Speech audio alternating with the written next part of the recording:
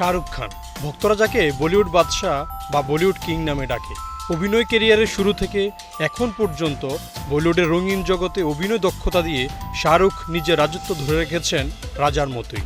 ফলে ধীরে ধীরে বিশ্বের অনেক অভিনেতারই আইকন হয়ে উঠেছেন।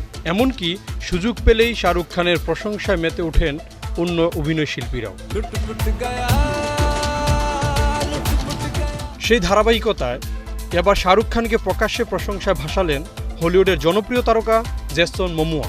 কিং খানকে নিয়ে সাংবাদিকদের এক প্রশ্নের জবাবে মোমোয়া জানান, শাহরুখ ভীষণ সুদর্শন, একেবারে এক্সট্রিমলি হ্যান্ডসাম।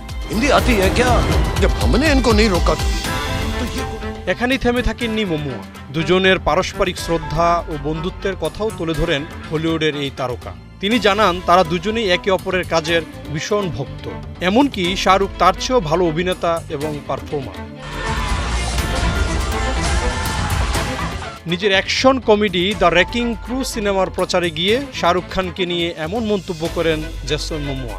হলিউড অভিনেতার এমন মন্তব্য এর মধ্যে ভক্তদের মাঝে বাড়িয়েছে বাড়তি উচ্ছ্বাস। জেসন মোমোয়া অভিনীত দ্য রেকিং ক্রু সম্প্রতি মুক্তি পেয়েছে প্রাইম ভিডিওতে। অন্যদিকে শাহরুখ খানকে সর্বশেষ দেখা গিয়েছে রাজকুমার হিরানির ডানকি সিনেমায়। অরণ্য আনোয়ার, ৭১।